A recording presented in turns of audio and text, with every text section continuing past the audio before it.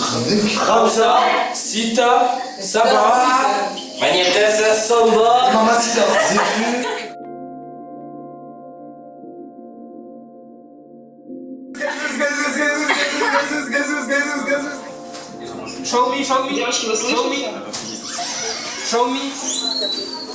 Show me your ball.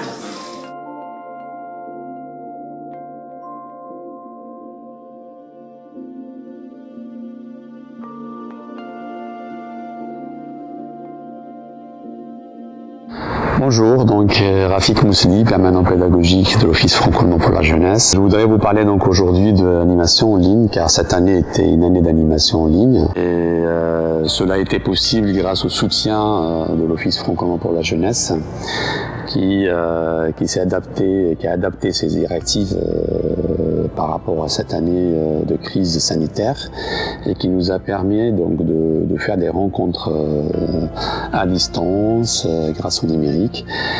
Pour nous, ça reste une année expérimentale et pilote et on en tire beaucoup de choses positives et aussi des choses négatives. Par exemple, préparer des jeunes à distance, sensibiliser les jeunes qui ont peur de partir, de faire la rencontre à distance avec les autres groupes pour que par la suite ils repartent, pour qu'ils soient sensibilisés aussi, motivés pour repartir et aussi garder le lien entre les rencontres. Voilà. Garder le lien entre les rencontres pour que les jeunes qui participent deviennent acteurs dans le montage du projet, dans la mise en place du programme. Voilà.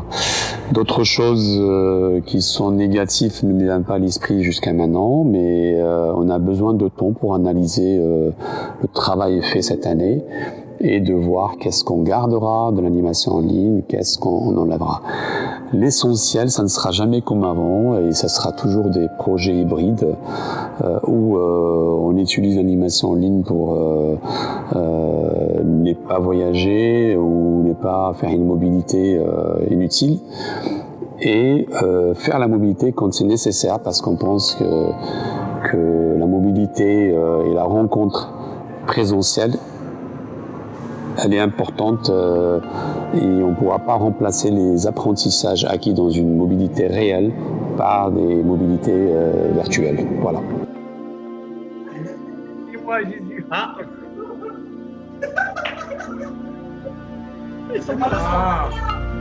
Mais le son, il faut le son. Moi j'ai le son, mais je sais pas comment on fait pour partager le son. Et on reste.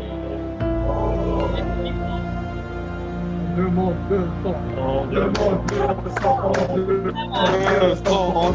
le son. Non, ça fait rien. Après, on verra. Attends, on va essayer. On verra.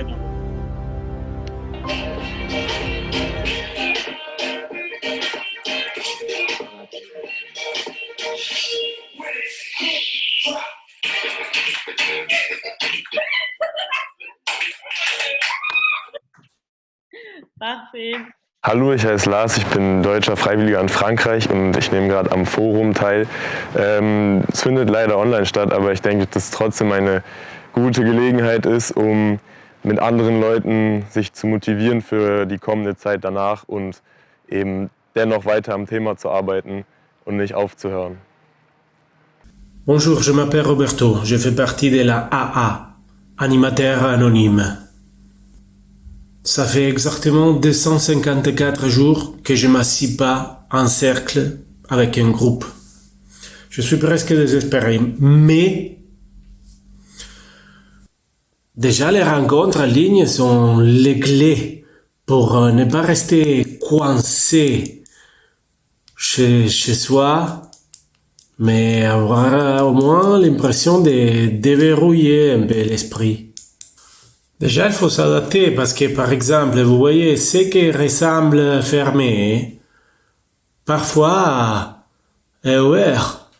Et du coup, si on ne peut pas vraiment aller à droite, à gauche et se déplacer comme on veut, Et pendant ces petites séances d'animation en ligne virtuelle, on peut quand même avoir l'impression de bouger. Un autre aspect intéressant des rencontres d'une association comme Interculturelle, par exemple, c'est que pendant les séances virtuelles, il y a des animateurs parmi nous qui vraiment, je ne sais pas comment, mais vous voyez, ils arrivent à percer l'écran et pourtant, après, au bout de la séance, on se rend compte qu'ils ne laissent pas de trous. Avec une interculturelle et l'offrage, on reste quand même bien connecté, bien branché. Du coup, n'oublie pas, on se laisse pas tomber et on se voit bientôt.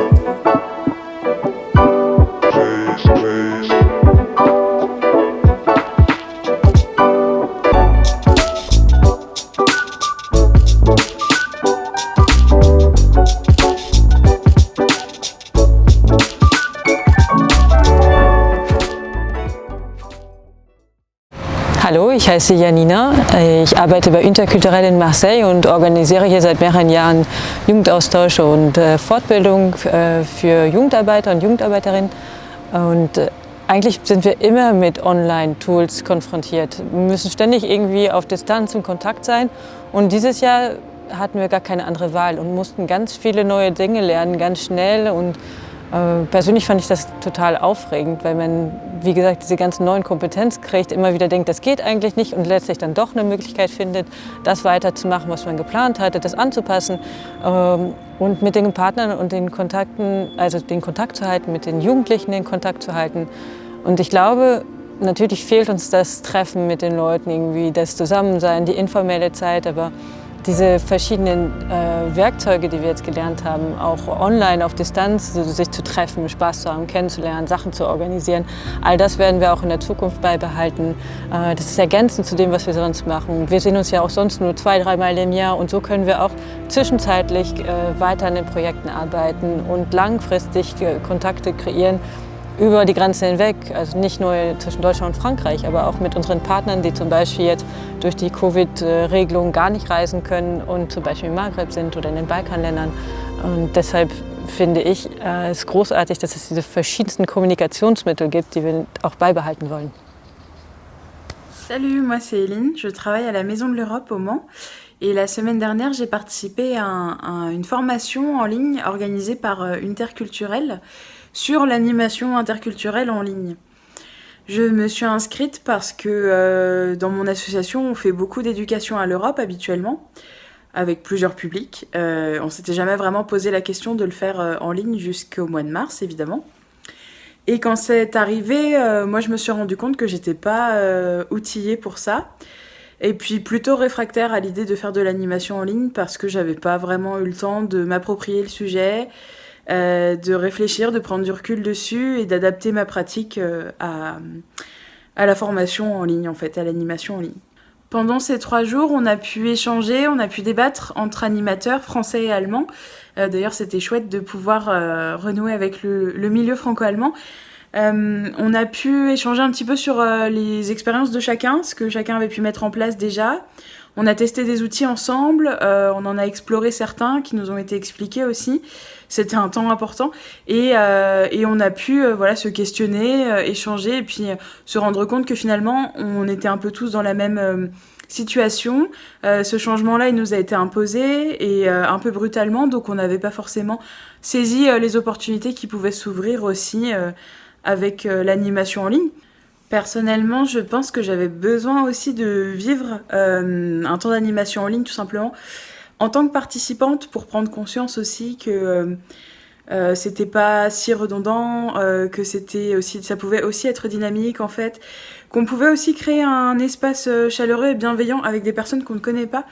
Ce que j'ai trouvé vraiment chouette, c'est qu'en 3 jours, même si on ne s'est pas vu, même si on n'a pas pu partager des temps plus informels en réel, et ben avec la quinzaine de personnes qu'on était, j'ai vraiment l'impression d'avoir vécu quand même quelque chose, d'avoir tissé un lien un peu particulier, comme quand on fait des formations habituellement. Et ça, pour le coup, c'est c'est une bonne nouvelle et ça fait du bien aussi de se rendre compte que c'est possible. Du coup, ça me donne beaucoup plus confiance dans ma capacité et la possibilité de reproduire ça avec des participants dans le futur. Bonjour, je suis Nadège Bernardi, donc de la mission locale de Marseille. Je suis en charge notamment des projets liés à la mobilité internationale. Et du coup, aujourd'hui, je voulais vous parler des outils de formation en ligne, parce qu'avec la crise qu'on vient de traverser, on a eu forcément le développement de visio, de projets qui se sont du coup transformés en rencontres virtuelles. Et il a fallu en fait s'adapter avec ce nouveau contexte. Et il est apparu vraiment très important de pouvoir maîtriser ce type d'animation en ligne avec tous les outils qui sont mis à disposition. Et notamment, on voit vite les limites qu'on a si on n'est pas formé, parce qu'il faut pouvoir accrocher l'attention des participants, et notamment à la mission locale, on travaille avec le public jeune, et pour déjà leur donner envie d'assister aux visios, de rester connectés, de laisser leur caméra ouverte, il fallait pouvoir être dynamique, interactif, leur donner envie de participer. Et c'est un challenge en fait qu'il faut relever.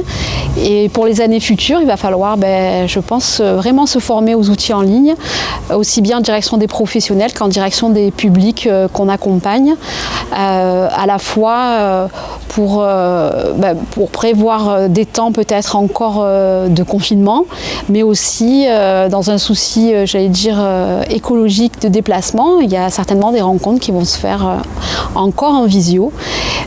Et donc pour moi c'est fondamental de maîtriser les outils. Donc il faut se former, parce qu'on voit que en fait on ne sait pas forcément comment faire quand on est en ligne en face d'écran, pour pouvoir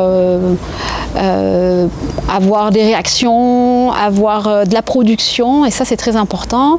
Et en témoignage, j'ai participé à une coopération internationale, donc c'était plusieurs langues, plusieurs interlocuteurs, et la qualité de l'animation et les outils qui étaient utilisés ont fait qu'on n'a absolument pas décroché, et qu'on est même revenu en 3e journée, un samedi matin, tous, parce que on avait envie de continuer à produire grâce à la visio.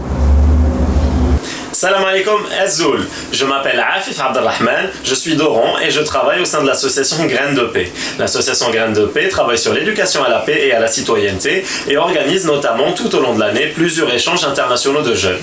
Donc, à cause de la pandémie actuelle et du contexte dans lequel nous sommes, nous avons dû revoir notre manière d'organiser les échanges internationaux de jeunes, et c'est pour cela que nous les organisons maintenant de manière numérique, quelquefois à 100% numérique, ou bien de manière plutôt hybride, c'est-à-dire un peu en présentiel et un peu en numérique. Donc ces échanges nous ont permis quand même de garder le lien avec nos partenaires, continuer à faire des échanges et à faire participer des personnes à des échanges internationaux de jeunes, malgré que les frontières soient bouclées en ce moment et fermées à cause de la crise qui est mondiale d'ailleurs.